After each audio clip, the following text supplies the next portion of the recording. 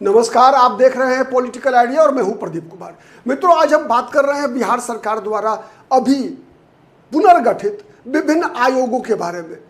सबसे पहले हम जानने का प्रयास करते हैं कि किन किन आयोगों का पुनर्गठन किया गया है। सबसे पहले सवर्ण आयोग का नाम बदलकर उसका नाम कर दिया गया है ऊंची जाति आयोग और उसका अध्यक्ष बनाया गया है भारतीय जनता पार्टी के नेता महाचंद्र प्रसाद सिंह को।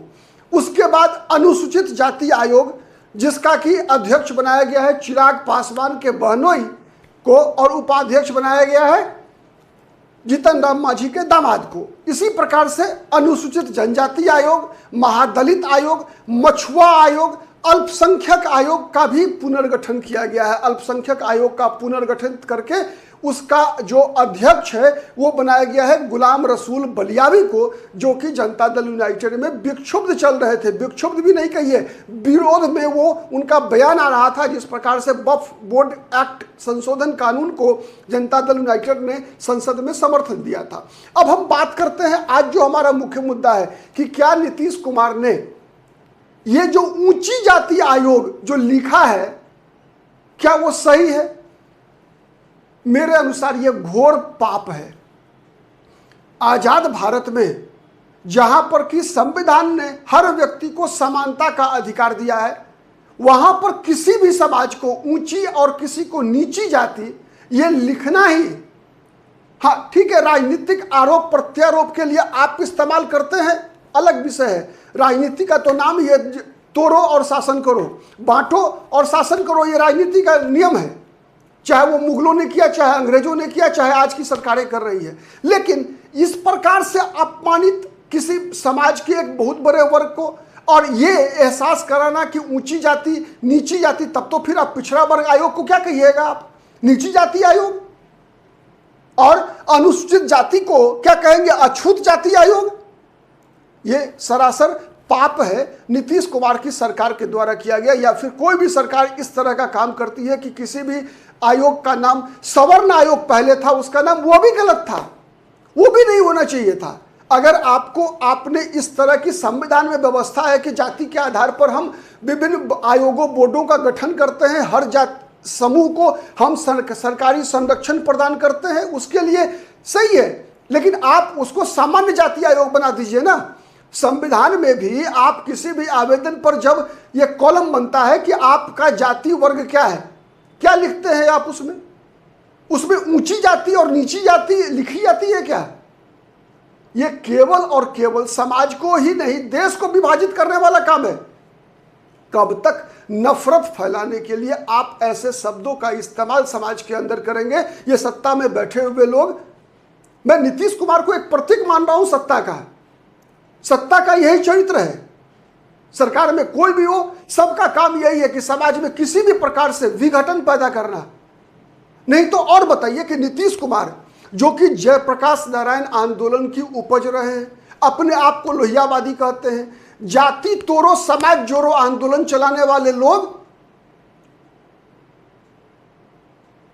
सामाजिक सशक्तिकरण, सामाजिक न्याय के अपने आप को सिपाही, अपने आप को नेता बताने वाले ऐसे राजनेता जब इस प्रकार के शब्दों का इस्तेमाल करते हैं, और शब्दों का इस्तेमाल भी कहां? किसी राजनीतिक रैली के मंच पर नहीं, बल्कि सरकार के गजट में इस प्रकार के शब्दों का इस्तेमाल करना, तो ये एक बहुत ही खतरनाक संकेत है देश के लिए। ये तो सरासर, जब अब होता क्या है ना कि समाज के अंदर कोई भी व्यवस्था जब लंबे समय तक रह जाती है तो वो झूठ भी सच में कन्वर्ट हो जाता है। इसीलिए अभी भी सरकार के पास समय है, उसको वापस ले लेना चाहिए। ये बहुत ही गलत फैसला है। आजाद भारत में कभी भी किसी भी समूह के लिए ऊंची नीची जाति शब्द का इस्तेमाल करना असंवैधानिक है, और असंवैधानिक ही नहीं बल्कि कंप्लीटली भारत के लिए यह विभाजनकारी है। एक ऐसा ट्रेंड ये सेट करेगा जिसके आधार पर भारत को तोड़ने वाली जो शक्तियां हैं, भारत को नुकसान पहुंचाने वाली जो शक्तियां हैं, जो सामाजिक विभेद पैदा करने वाली शक्तियां हैं, आप देख रहे हैं भारत इसलिए गुलाम नहीं हुआ किसी का कि भारत कमजोर था। भारत इसलिए गुलाम हुआ कि यहां विभाजन के बहुत सारे कारक मौजूद थे, और वैसे ही कारकों को देश के आजाद होने के बाद भी, ठीक है गुलाम जब हम थे हमारी मजबूरी थी, लेकिन आज ऐसी कौन सी मजबूरी है कि इस प्रकार के असंवैधानिक, मैं तो बता रहा हूं अगर कोई न्यायालय चल जाए तो यह शब्द का उपयोग करना संवैधानिक नहीं है।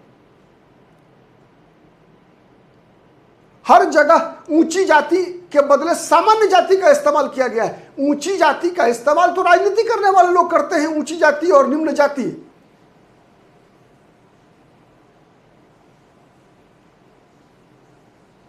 तो खैर अब कई दर्शक ये कह सकते हैं कि इतिहास में क्या है, मैं इतिहास में नहीं जाना चाहता। इतिहास भी वही कौन लिखवाता है? इतिहास भी ऐसे ही लोग जो सत्ता में होते हैं ना, वही लोग इतिहास भी लिखवाते हैं। चाहे 47 से लिखी गई भारत का इतिहास हो, चाहे 1947 से पहले का इतिहास लिखा गया हो, चाहे वो इतिहास अंग्रेजों ने लिखवाया है, चाहे वो इतिहास मुगलों ने लिखवाया, किसी ने भी लिखवाया, लेकिन इतिहास हर वक्त सरकारें लिखवाती है। ऐसे ही काम करके इतिहास को तैयार किया जाता है। आज अगर इस बात को लगातार जारी रहने दिया गया तो ये एक प्रेसिडेंट बन जाएगा, ये एक उदाहरण बन जाएगा। और ये उदाहरण बनाएगा कौन? नीतीश कुमार। कौन नीतीश कुमार? जो अपने आप को सामाजिक न्याय के प्रणेता कहते हैं, जो पिछड़ों दलितों के सशक्तिकरण का श्रेय खुद को देते हैं।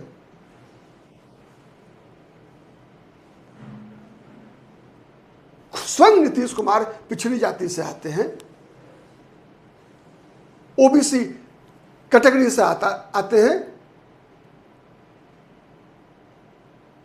तो पिछड़ा हुआ समाज किस आधार पर बनाया गया, यह भी तो सोचने की चीज है ना। क्यों, क्या है उसमें? आर्थिक, सामाजिक आधार पर, शैक्षणिक, ये तीनों आधार दिया हुआ है। संवैधान में व्यवस्था है सामाजिक, आर्थिक और शैक्षणिक स्तर पर पिछड़े हुए वर्गों के लिए।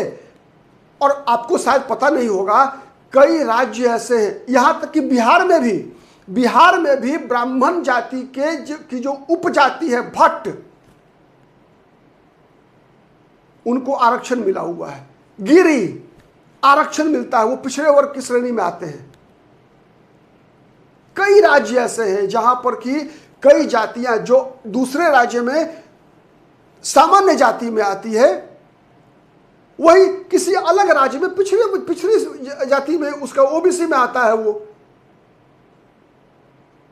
लेकिन किसी जाति को ऊंची जाति, निम्न जाति के रूप में इस्तेमाल करना संवैधानिक नहीं है, न संवैधानिक है। और उससे भी ज्यादा, अगर हमारे संविधान निर्माताओं ने कुछ गलती से कर भी दिया होगा तो उसको हटाने की आवश्यकता है। समाज में कोई भी ऐसा फैक्टर सरकार के स्तर पर नहीं होना चाहिए जो विभाजनकारी हो, जिससे समाज के अंदर एक गलत उदाहरण जाता हो।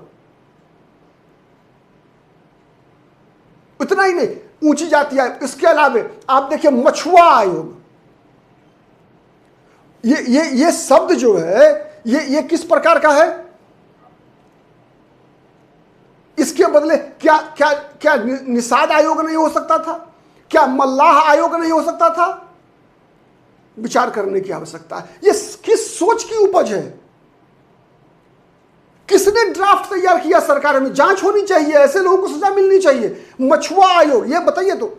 अरे आप मल्लाह आयोग कर दीजिए ना, मत्स्य आयोग कर दीजिए आप।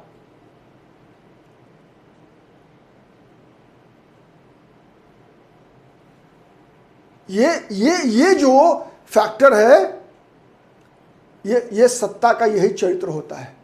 कोई भी सत्ता में हो, चाहे वो देशी हो चाहे विदेशी हो, कहा जाता है power corrupts absolute, power corrupts absolutely. इसका सर्वश्रेष्ठ उदाहरण है नीतीश कुमार के सरकार के द्वारा ये दो टर्मिनोलॉजी का इस्तेमाल किया जाना कि मल्लाह निषाद समाज के लिए मछुआ आयोग और ये ऊंची जाति आयोग, उच्च जाति आयोग। ये क्या है यार? सामान्य जाति करो ना, निषाद आयोग करो, मल्लाह आयोग कर दो, मत्स्य आयोग कर दो, मत्स्यजीवी आयोग कर दो।